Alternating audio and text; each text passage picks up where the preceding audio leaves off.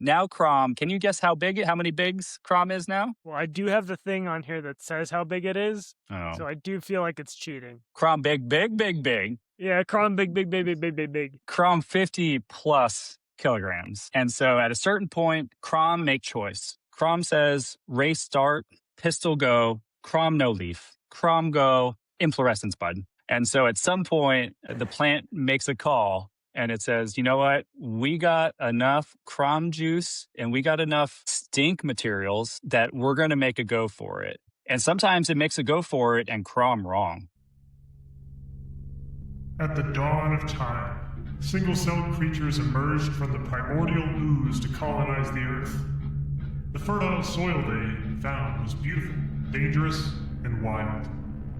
However, it was also super lame because they didn't have the concept of numbers with which to rate things. Now, in the year of our spaghetti monster in the sky, 2025, two intrepid brothers have come forth to solve the world's problem. No longer will items go unrated. No longer will everyday objects escape the rule of numerical law. This is Review Everything. Hello, and welcome to Review Everything. If the song wasn't clear, this is a podcast that took a few weeks off because we needed a refractory period after all that shrimp talk. I am your host, Asher McCauley, a former shrimp conspiracy theorist, now reformed, and current peanut shell believer. Across from me digitally, as always, is this guy. Who are you? I'm Connor for work, and I am more hydrated than usual. So, fuck you, world. Whoa, yeah, I'm also pretty hydrated today. I got out of the sauna like 40 minutes ago. We'll talk about that, but I drank a lot of water in there, so I do feel pretty hydrated. Hey, what's this podcast do? This podcast, well, yeah, so we review everything, not just the bad things, but the good things and everything in between. And everything in between, yeah. Everything in between. I wanted to like get you started with a little bit of a softball, sort of get you in the reviewing mindset. So I have a new book out, and I'm gonna pitch it to you 3 times, and I want you to give me a lightning ranking on each pitch here. You ready? So I'm going to pitch Are you this. pitching me? Yeah, and then you're gonna lightning rank. How is that pitch? And so lightning ranks 0 to 10. Everyone knows 0 that. to Little 10. mistakes, you know that. Yeah, Yeah. that's what makes the lightning rank like. Okay, if it gets 3 Yeah. 10s, I'll buy the physical. How about that? Okay. Oh, all right. There we go. I don't think it's going to be 3 10s. Okay. All right. This is a book. You might think it's hard to read books, but look at how thin this one is. And you don't have to tell people that you actually read a really small book because on Goodreads, it doesn't make a difference. It just says you read a book. So there you go. That's pitch 1. I actually, hold on. So I say lightning ranking 10. Because you know what? Most books that are really, really big, I feel like it's fucking unnecessary. Oh, yeah. Big time. Dungeon Crawler Carl, look, I enjoy those books. They don't need to be this fucking thick. It was like $50 or something like that for the new one in hardback. Fuck off. But that's because it's like size 35 papyrus font. Like that's not actually a big book, right? They're quick reads. No, it's actually he's doing the Harry Potter thing where it just gets progressively longer and longer and longer and longer. Yeah. Okay. First one, lightning rating 10. Yeah, because it's a grift, and I figured you'd like grifts. Second one, this is a book. It's a book of short stories because I was incredibly frustrated with the way the world works and corporations and AI and the rising tides of fascism. And I thought that the best way to deal with that was to write stories that made me laugh about it. And it's got a cool little guy riding on a missile and checking his phone while he does it because that felt appropriate. Lightning ranking 10. Oh, that's another 10. That's another 10. That's good. The last one, and this is the one where it might go either way, it supports a cause. 50% of the profits that I make from this book are going straight to Act Blue before the midterms so that we can help eject that orange Cheeto in chief. So I'm posting the receipts every month on Blue Cry, as the Republicans tell me it's called now. But every month, 50% of it's going straight to the midterms. So my last pitch. No, this is the one. I know. I'm real sorry, and I'll give you the reason why.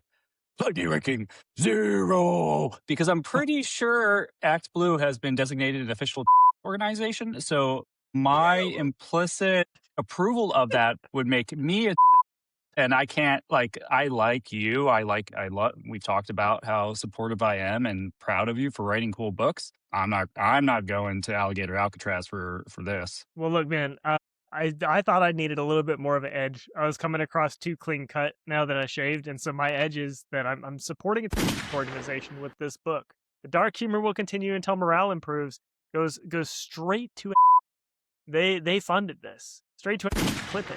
Clip it. Oh, there we go. How about this? If you get more than $100, Yeah. so that means you made 200 total, I'll give it a 10. Okay, But that's right that's now, good. That's gonna be For tough. less than $100, I'm not putting myself on a list, my dude.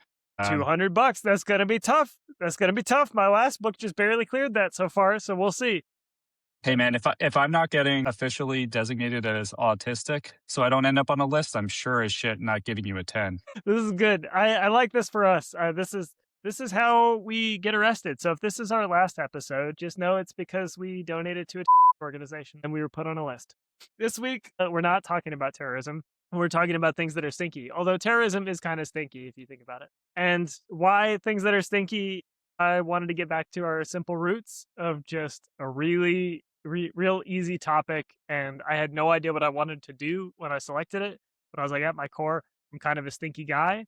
I did have a stinky experience that I thought I wanted to talk about, and as I wrote it down, I was like, yeah, this is going to be a good one. So I have two small ones, and you've got one. Do you want to go 1-1-1, like alternate? All right. So my first item is sauna burps, which is kind of why we were on the sauna train a little earlier today. The top level category I have for this one to help anchor your brain is etiquette, and so I have been going to the sauna at the gym lately, because there was a couple of studies that linked it specifically to ankylosing spondylitis, which is my back stuff.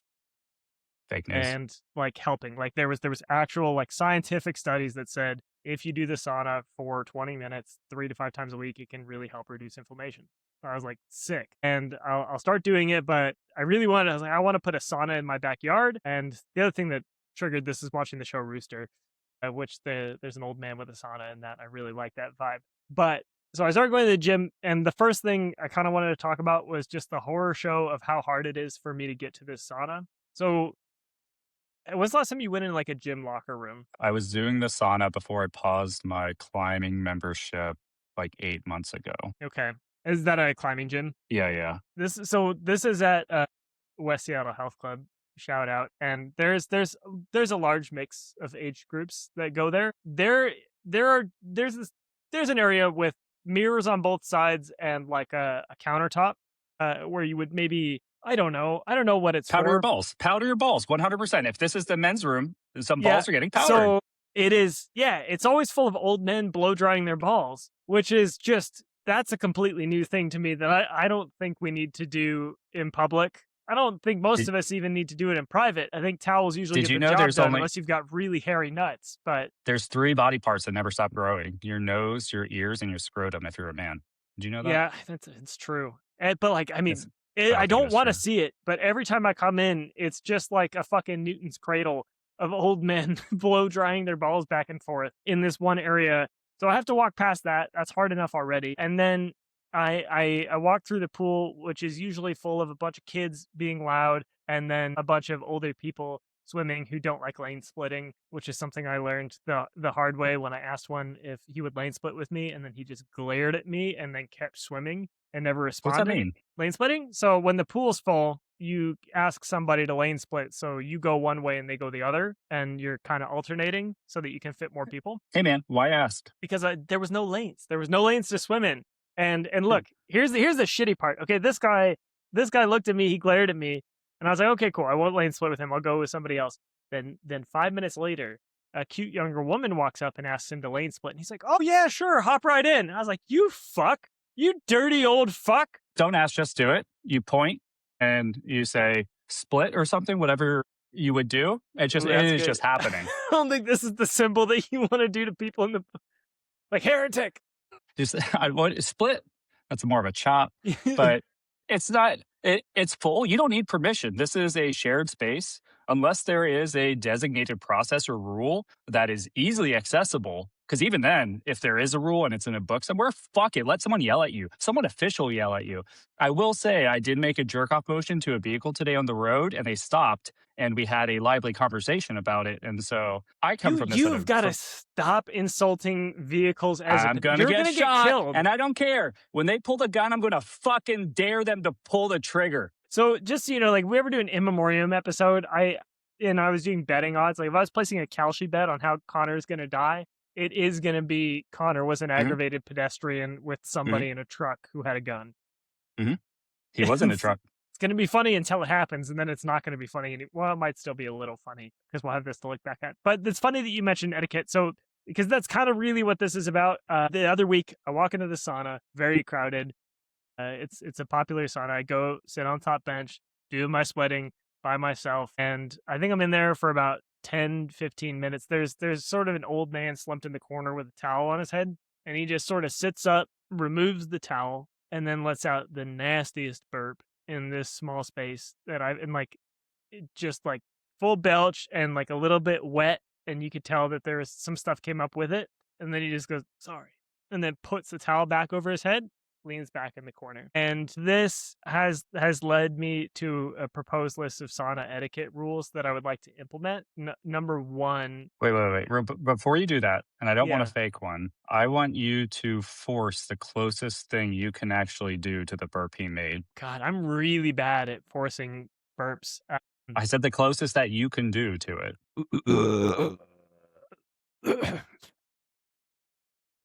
Was that a real burp, the first part? No. Okay. Yeah, All right. I can't fake burp, especially dude, I just ate a husky deli sandwich, so that might come up if I try too hard. Before you give me your etiquette, I want to probe a little on your how you approach the sauna. Okay. What are you wearing? What are you not wearing? I am usually wearing shorts and Crocs, and that's it.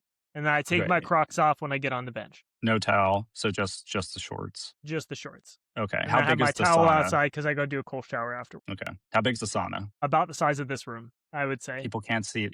People can't see the room, especially on audio, but you can't get a sense for it. How about feet by feet? Probably 10 feet by 6 feet is what I would guess. So 60 square feet about. So pretty substantial. And so, and is there one row of... There's low Of a bench bench? row and a high bench and then row. high bench roll? So are Yeah, you a high and bench guy? it's only along one corner. So one side has two of the hot rock things. Then there's the door, and then there's long bench, short bench. Okay, and you're high bench with your feet on the low bench, and then based on most of the sauna stuff I've seen online, you're put out in your hand, and you're hoping that someone sees it and then comes you off. That's different. That's the sauna, and this is specifically not that. Tell me your proposed etiquette. Okay, so for obvious reasons, I wanted to say no loud bodily secretions. We're all in a small, hot wooden box together, and I don't think we need it. And I think that, look, I love burping, and I'll burp loudly among friends. I'll do it when we're playing video games all the time. I do it to my wife because I think it's I don't funny. care for it. And It's not funny. I love a good loud burp. I'm a big fan of it. Not in the fucking sauna, okay? And definitely not a wet one. And you can tell. What? You can tell when a burp's going to be wet. Same with if you're saying that a fart was accidentally something else, you're lying to yourself a little bit. Like usually you can tell. So I'm with you there, but he's got old man bits, and so as much as I'm with you if you could control these things. Yeah. But it did seem like it woke him out of a dead sleep. Yeah. So now maybe you don't fall asleep. And because that can happen with some amount of frequency, and I would be supportive of it, but I'd like to show a little empathy for bodily functions that you can't control. I can control all mine because I'm a human. Make an effort to control loud bodily secretions. Stop saying secretion, man. Why that? I think secretion is specifically some sort of liquid with a or secretion. I would just say, without us having a formal definition, if it's more liquid than dry, then it is a secretion. Otherwise, it's not. It's just moist. Yeah, I agree with that. I definitely agree with that. Okay, so make an effort to control your loud bodily secretions. Of course, yeah. In all spaces, all public spaces. Yeah. Number 2, and this is something else I've experienced in the same sauna. No settling domestic disputes in the public sauna. It makes me uncomfortable. Yeah, don't do that in shared spaces. Yeah, they were clearly fighting, and I was like, guys, again, small wooden box, we can all hear you. And there was people on both sides of them as well. So I mean, people who feel comfortable doing that in public are people that I I self-select in the places that I go to. And so I understand here a health club, like this is probably there's not many of them and it's on the nicer end of where you live. And so you can't control that. But yeah, man, that's low quality human shit. Like don't Yep. argue, don't have fights in public with people. Like it makes you poor and dumb. You're probably poor and dumb if you're fighting with your partner or anyone in a public space. So I'm with you. Yep. All right. Number 3, you are allowed one groan or sigh every 5 minutes. And this one, Okay, like, I'm pushing. I'm pushing. Okay, I'm pushing. Go ahead. there was a guy in there who was just like the whole time, and I'm like, I get it, man. It's fucking hot. None of us really want to be in here. We're here doing the health thing, but like, control yourself. I would say lion's breath, totally acceptable. Maybe should even be encouraged. Lion's breath for sure. Like ujjayi breathing. Like if you're including that as a sigh, like I want a sigh in there. Lion's breath, okay. Ujjayi breathing, okay. But like, Just groaning or moaning, yeah. Like if that's gross. Yeah. These are all things you just don't do in public, but I'm with you. And I guess it's all amplified, small space, wet, and it's hot. Okay. Yeah. 4, no peacocking, and this comes from Speak on that, King. there was a guy, and look, don't get me wrong, he was fucking ripped. He was ripped, and he had like really, really nice curly hair. He looked like he looked like a fucking Grecian god. But he was standing. You know how I told you there's a wall that has the 2 sauna hot boxes? So he was standing between them, wearing really nice Bose headphones in the fucking sauna, which is already that's wild. Don't break your headphones that way. But then he was just like rolling his shoulders back and like flexing and stuff, and like just going like pumping himself up and singing along with his music, just like he was putting on a show for everybody. And I'm like, again, small space. If he was alone, go for it, man. But this one, like, just don't peacock in the sauna. Nobody needs that. You don't need that. Well, hold Who needs that? I don't, dude, I wouldn't think I'd be so far away from you on some of these things because, so if he was truly peacock, what was he wearing? Did he have a banana hammock on, tiny shorts, just towel? Very, very tight shorts. Very tight shorts. Very tight. Not underwear, shorts. Shorts. But like shorties. Okay. Did any chance you saw that this was pre or post workout? I'm assuming post. It looked like usually he had it's a pump post, going. but just in case, because I'm going to look this up. So, is there anything around circulation or like even the idea that he was standing? Is it possible he was doing something that even if it was silly, that it was purposeful? In addition to maybe making sure people saw him. And no, I have another question now. Were there other people in there? Yes. And so there was that was a really crowded sauna day. Were there other, regardless of gender, were there other very attractive people? You're handsome, no. but I'm not putting you in the category of this Grecian god. No. Okay. I don't think so. Like, I would say, like, on average, no, not an attractive sauna group. So do you think he was just being a little bit oblivious, or do you think he was bullying you on a spectrum? It felt like influencer culture in real life. That's what I felt like I was experiencing. Was somebody who felt like they had a camera on them despite the fact that they didn't. So I used to get a little bit of gym content when I was on socials, and I do like flexing is a thing that they'll do to each other and they'll compliment each other's muscles and things. And so practicing it, and maybe he's just got a pump and something about the sauna actually allows him to see it, and to maybe he's practicing his flexes in a way that could be. Now, you lost me at him. The only thing that bothered me about this, like, don't get me wrong, if he's peacocking, in some ways, good for you, man. It sounds like he had a huge hog, too. Probably. The only thing I really hated, unless he was, like, purposefully doing it to try to initiate, like, there was another person and he was making eye contact or, like, if anything around like a creating gorilla, romance, just like, that's fucked up. Don't do that, yeah. The only thing other than that bothered me was him singing to his music out loud. Okay, so no. Okay, I'll amend it. No romance. No trying to initiate romance or hitting on people. No directed peacocking in the sauna. Yes. Okay.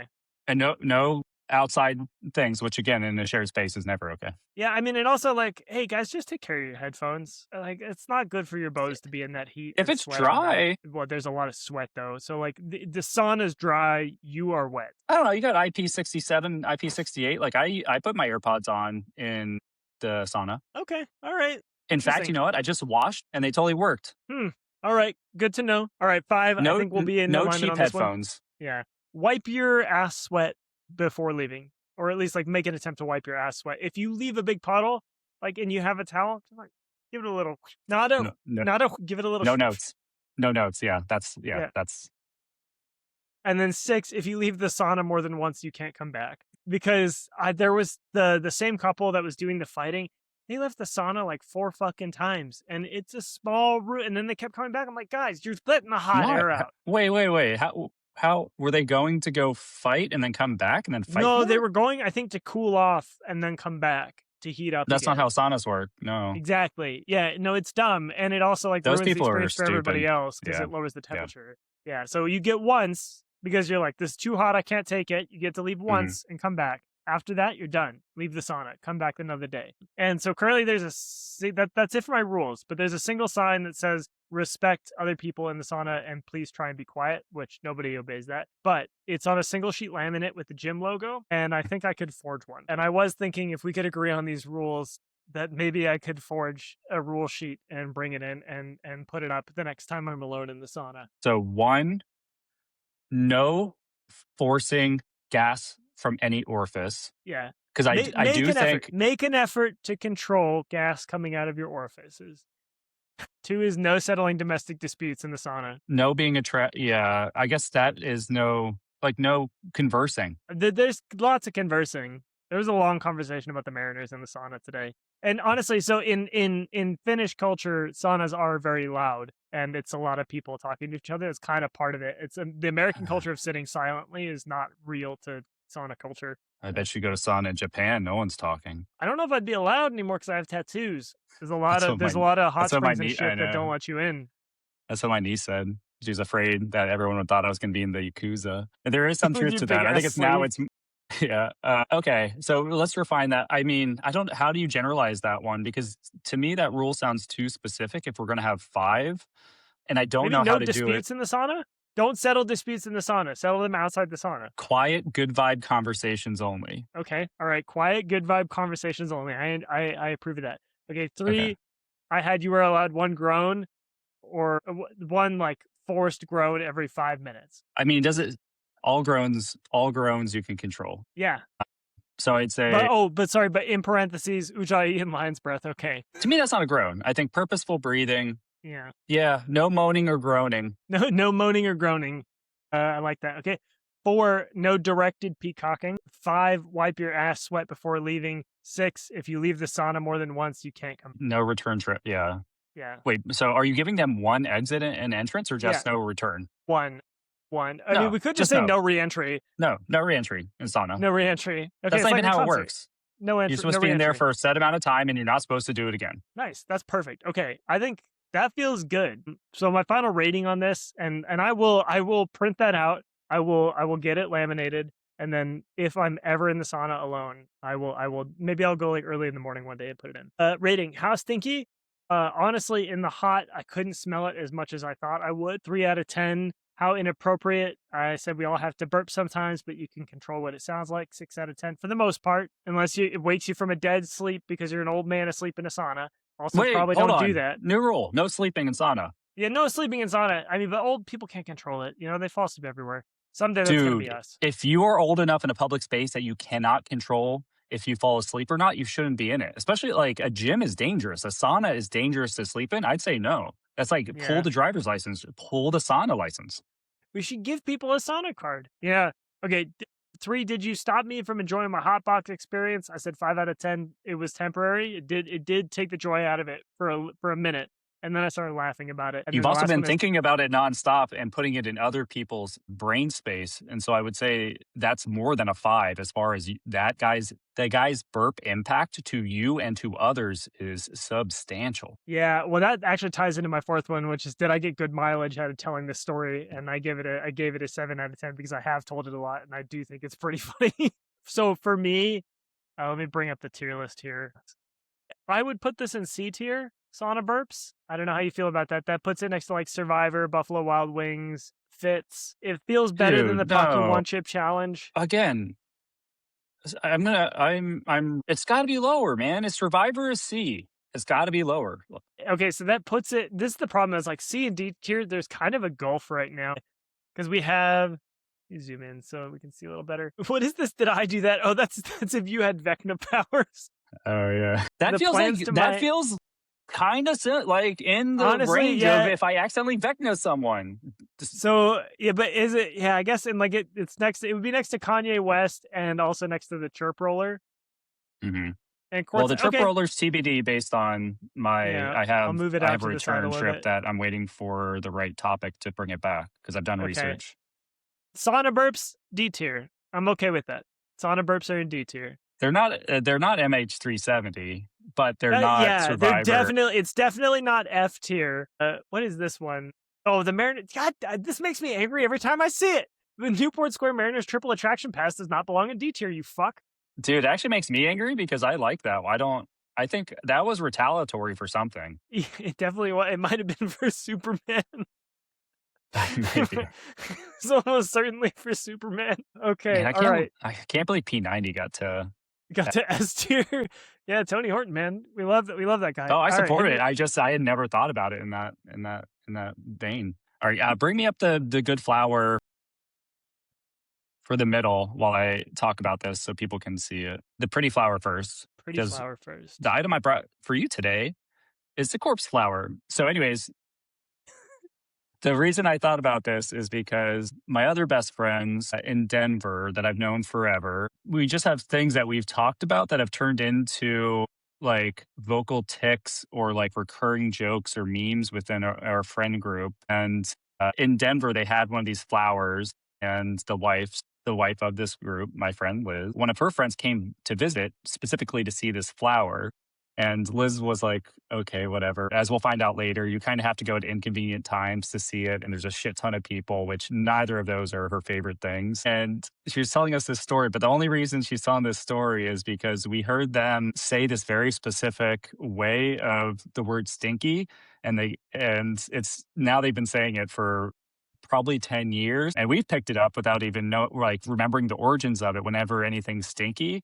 And it's just stinky. And it's because her friend wanted to see this flower and they waited in line for like 3 hours and they get in front of it. And this other woman looks at it and she just goes, stinky. And then what leaves? Like that was her trip. And so that's turned into like something that they do. So yeah, this is my stinky thing. I've always kind of wanted to know more about this, but it never rose or popped into like the right ADHD timing or channel for me. And I'm really glad we did this one because this flower or flowers, which is only one part of the plant, by the way, is really fucking cool. So I'm going to talk about that today.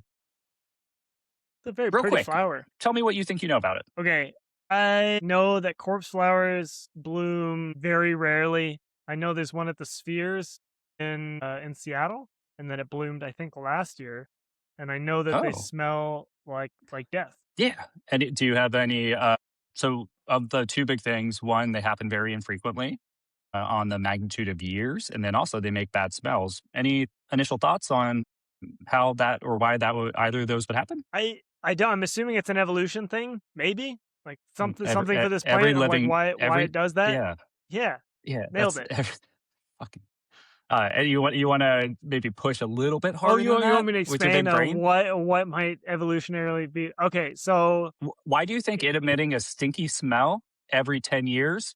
Let's skip to 10 years. I don't want to push you. We're just making a stinky smell. Why? Why stink? Stinky. okay, does it have anything to do with animal migration? Uh, yeah, I'll take that. Okay, that would be Can you, my guess. Is it's something about trying to spread its pollen, and it needs to stink to attract something else to spread its pollen. do you want to try any more? Or do you want to find out?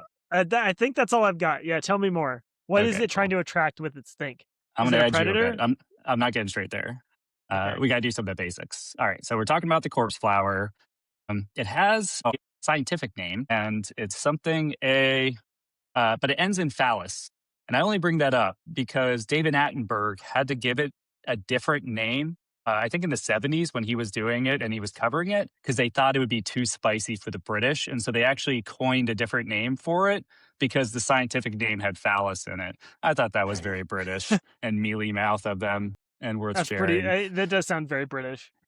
All right. Talking about the corpse flower, it's a Sumatran rainforest plant. We think of it as that big, pretty flower, but as we talked about earlier, that flower only happens every 7 to 10 years and for a period of 12 to 24 hours. And so that version of the plant isn't what you see for the 10 years preceding, which is one of the really cool things about it. That's also not a singular flower.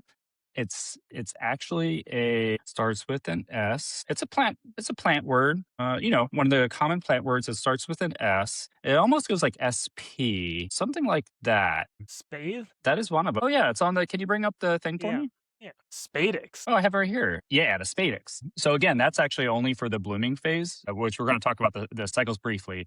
But I only throw that out there because it's not a singular flower. It's almost like a corn cob where you have all these little flowers, in little pockets that turn into fruit if it successfully pollinates. And so the really cool thing about it is most of its life, it's this thing called a crom, which lives under the ground. And so the crom is kind of like a tuber in the way Okay. that it functions. And so I hadn't thought about this either, but say a turnip is probably the closest, but in some ways, carrots and potatoes are similar, which is these vegetables, if they are actually vegetables, I think sometimes we call those things incorrectly. Some sort of starch. We'll talk about that. Don't you get ahead of me. So most of the time, what you see, you don't see anything. It's the crom. So yeah, you have. Do you want to guess why?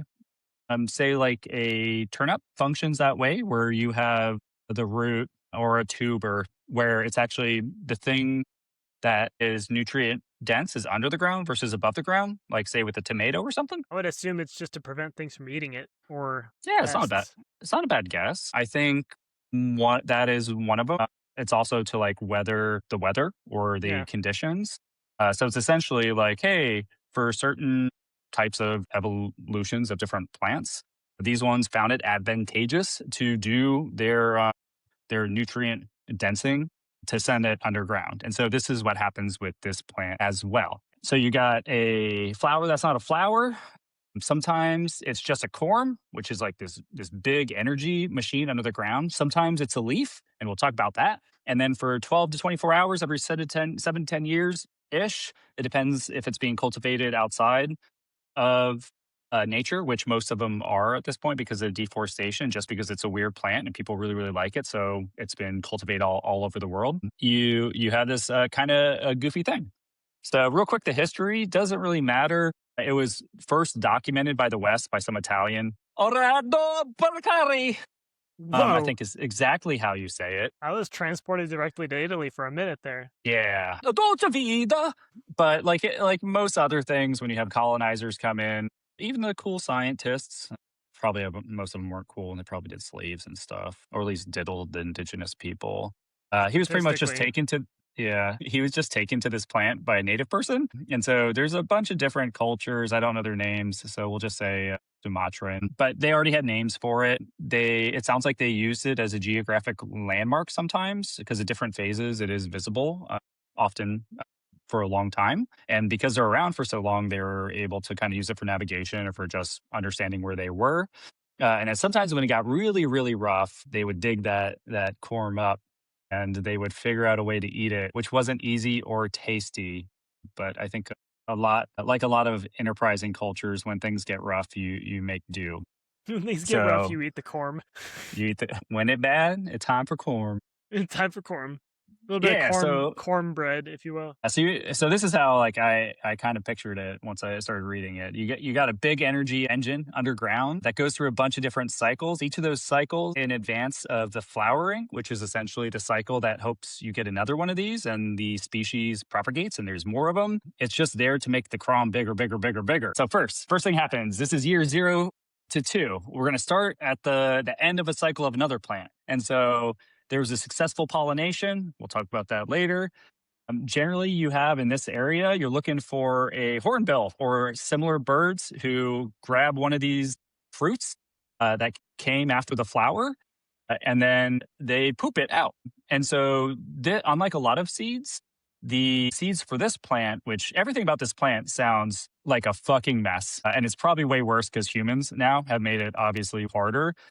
But the idea that this plant existed, considering how many hoops it has to jump through and how each of those hoops are almost progressively harder, it's a weird fucking plant that it even existed. And so it didn't have a great dormancy mechanism as a seed because it didn't have like, I forget the name for it, but generally seeds have something around them that they can kind of sustain from and gather energy so that they don't have to start growing right away. This plant doesn't do that. And so it actually probably lands pretty close to the original plant. As soon as it hits the ground, it pretty much gets going because it doesn't have a way to just hang out for a while and wait for better conditions. And it turns into a sad little plant for somewhere, between it starts growing and year two. It's this very vulnerable little leafy plant that you wouldn't necessarily associate with this giant weird plant later. And it's just doing everything it can to get a tiny little crom going. And then once it does that, then it has some protection. And so then it goes to the next phase. And so that's generally years 0 through 2. 2 to 5, crom getting pretty big. So around this time, the crom gets to 2 to 5 kilograms. I don't know, maybe we're talking about like a bocce ball, I think in my head. That seems about right, pretty Yeah. dense. And what happens is for those years, every 12 to 18 months, it grows one big leaf. And that big leaf is just photosynthesizing, creating sugars and pumping it right down to the crom. Then the leaf dies and then it goes dormant for up to a year. And then it sends one more big leaf up. And it does that for 3 years until the crom gets big enough that it can start doing some other things. Okay, so now we're in year 4 to 8. Crom big. Crom 20 to 40 kilograms. So this gives each time the leaves get bigger so they can collect more energy, this one big leaf.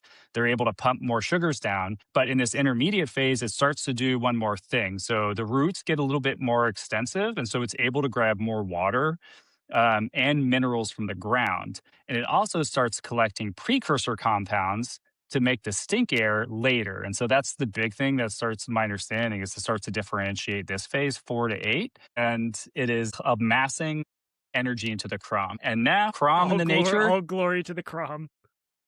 Now crom, can you guess how many bigs crom is now? Well, I do have the thing on here that says how big it is. Oh. So I do feel like it's cheating. Crom big.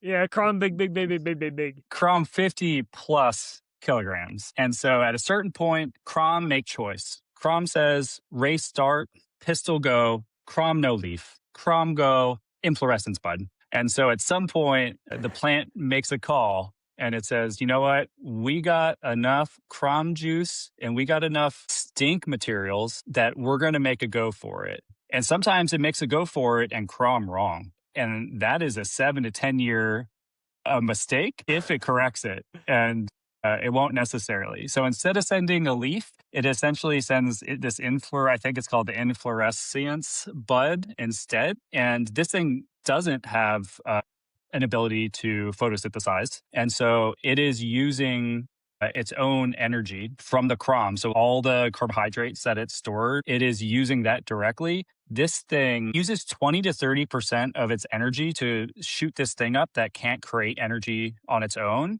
just to give a chance before it even flowers. And it's using so much energy. Its bud is growing multiple centimeters per day, and it's one of the fastest growing whole plant or component plant that we know. And in a whatever you would call a laboratory for where you grow plants, it goes so fast you can watch the crom shrink, like with a time lapse camera over a couple of days. And so now crom a little bit smaller. It said we're going for it. It is T-5. We're launching this rocket and we might Blue Origin it. We don't know. And so now we're blooming though. So we're going to give it a shot.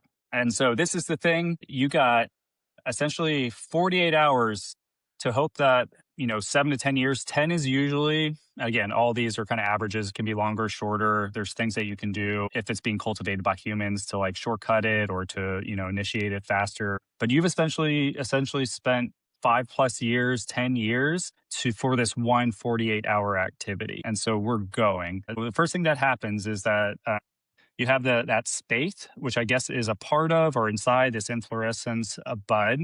But within a single night, it starts to unfurl. And then the female flower opens. And so if you see in that chart, there's a female flower and a male flower. And one of the really cool things is that they open up at different times. They're staggered, so they don't self-pollinate. And so the first thing happens is the female opens, and then it starts generating a shit ton of heat, which is very kind of unique for this plant. There's a couple others that do it, including like a skunk cabbage. It starts to use these precursor compounds to send out really stinky things. And so first we'll talk about the heat. There's a mechanism, has thermo in it. It's probably on the thing. You can go look it up. But it is, again, unique to a couple different plants. The analogy I would use, like, do you know how a dryer works, like versus a light bulb? How a dryer works versus Or like a a light hair, bulb. like a hair dryer, or I so mean, you mean like the difference in like how it uses electricity? yeah. Not like, I mean, if I can guess that one is sort of constantly letting electricity pass through it, like through the filament to create light. So let's say you have a wire, say a small USB A to A, or from the USB consortium. You have an electrical wire, you have a light bulb, you have a hair dryer. Generally, you want your wires to be as efficient as possible. And so you want as little energy loss as you can, because that is just complete waste. So in the case of a light bulb, whether it's the coatings or the type of metal that they used, they found one that was inefficient in a way that created light. Obviously, it creates heat too, but it creates more light. So that's how we did light bulbs. So your dryer at home or your hair dryer, it specifically uses a metal that's really inefficient, and it sends heat out. That's how you get the heat. So it's done on Okay, purpose. yeah. So this plant does that. It essentially does a chemical marathon. As soon as that kind of 48-hour window kicks off, it's burning ATP, like the ATP we have in our muscles. But instead of running, it's a chemical inefficient process, but specifically made to create heat. And so it creates enough heat to get to the temperature that a dead human or a carnivore would kind of be at when it died. And as important, or probably more importantly, is that temperature is needed for these compounds to do the things that they do, specifically to smell bad. And so that's really cool. And so as a part of that, we get the smelly compounds. There's a couple of them.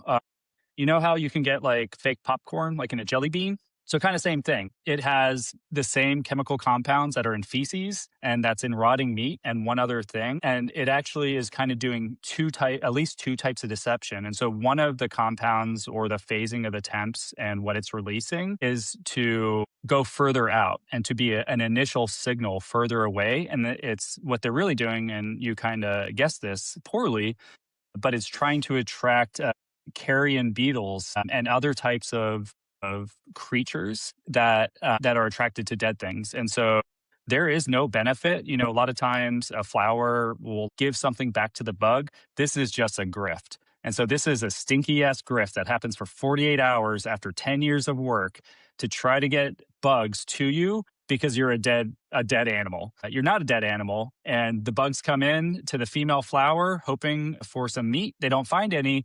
But if on them they have pollen from a male flower of another one of those plants, we might pollinate. And so that's what this whole thing was for, was to get these stinky ass bugs. And so then the female flower stops at things and wilts. The male one opens up, and hopefully one of those bugs steps on the male, grabs some pollen, and then gets attracted to another flower that is happening elsewhere.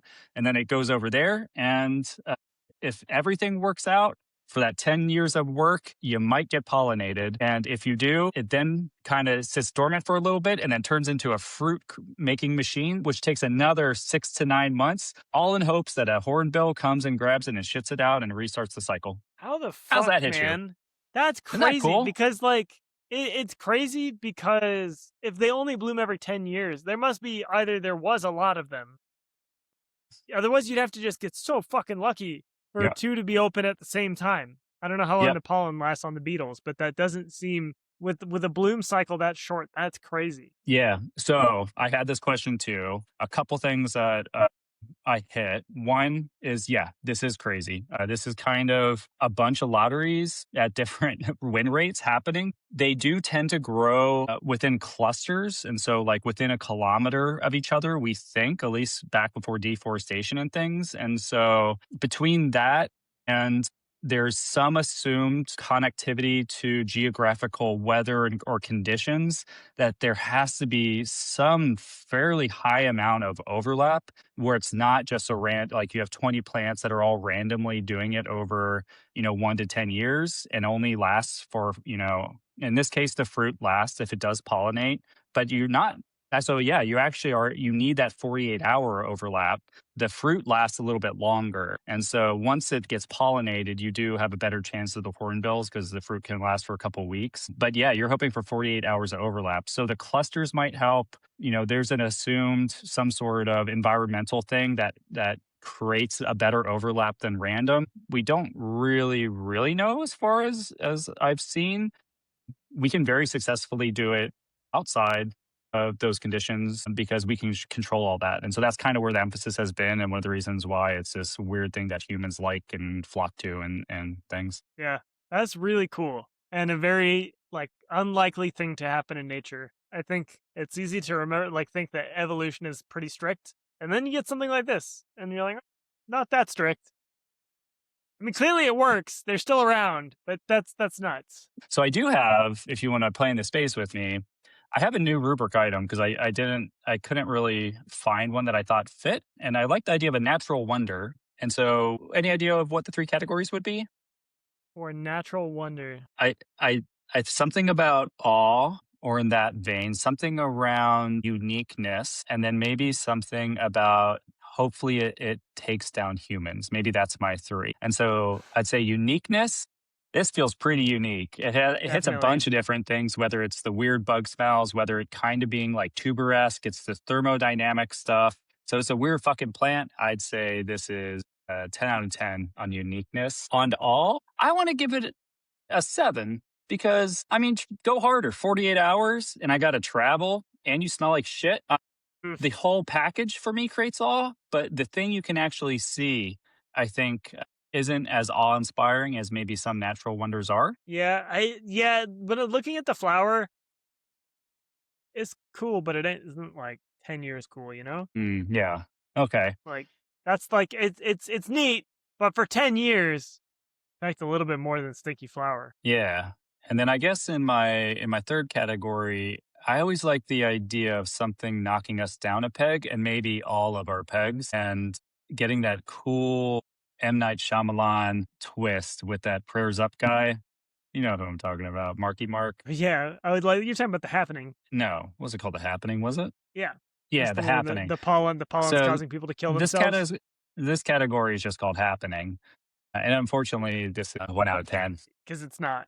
It's not doing anything other than, I mean, maybe it is drawing people into small enclosed spaces, so maybe it's trying to kill us with disease. Oh, opportunity. Okay. Yeah, actually, no, I take this back. We have created a spectacle of it, or the way that it functions creates a spectacle that humans are distinctly vulnerable to. So I want to give it a 5. Yeah, it's I want to say, dude, I kind of want to say S, but I'm kind of jacked about just learning about this plant today. And so I look, I'll share S tier is a lot. I'm definitely willing to put it in A tier. But S tier, look at what's in there. Xanax. It's not as good as Xanax. It's not as good as Tony Horton. It's definitely not as good as I feel like A feels good. I think A feels good. Like right next to DB Cooper. Missing No. Yeah. This feels like it belongs there. Do you have an icon for it, or should I just find a PNG? I don't have an icon for it. Okay, hold on. Find a corpse flower PNG. Yeah, this one looks pretty phallic with the white BG and everything. Oh yeah. It kind of looks like a banana. Yeah, it just looks like a banana. I'm gonna sit on it. No, you would. You would want to sit on a corpse flower. I like it in A tier. Oh, man, right up there with hot ones. Yeah, this is good. I think it's in good company. All right, take us home. In good company. I think that's a pod. We share. I think I save my second stinky item for another time because there's definitely plenty there. Let's end on some affirmations. I like that you not so gently negged me into learning things and being a smarter human by calling me out when I say stupid things. Like the way that I talk about dimensions or airplane weight. Dude, that airplane, I think about that probably. Well, here's the thing though. The internet's on my side about the airplane weight. They're like, that's actually like It makes sense. And I went back and I looked at what I said. It's not as stupid as you thought it was. It's pretty fucking close. No, it was super stupid. No, I'm that's not like the amount Ashton, of pounds that is lost in an airplane flight. Like I was correct. Here's my affirmation, and it's going to be connected. I do think you are intelligent in a lot of ways, and I mean that. I definitely mean that. I think not only you are a smart boy, but the other things you're good at make you a more complete package. But the thing you said about the airplane was fucking stupid. You know, we'll see. I think measuring sweat, look, measuring what is lost from an airplane Smart. from point A to point B Smart. in pounds is fine. No, that is fine. The dumb thing was that you gave a specific pound. But it was correct. It was the right amount of pounds for for a commercial jetliner. It was the right amount of pounds. A wide body versus a narrow body? What do you? Yeah. This is look. I'll admit I could have been more specific, but I was pretty No, close. that would have been a bigger issue. Unless you walked through all the parameters and assumptions you made, then I would have been like, hell yeah, you have an MBA, my friend. What a waste of a degree. What a waste of fucking money. Yeah, no, but the critical thinking, they're the that would real have terrorists. All right, that's fun. All right, Appreciate good you. pod. Bye.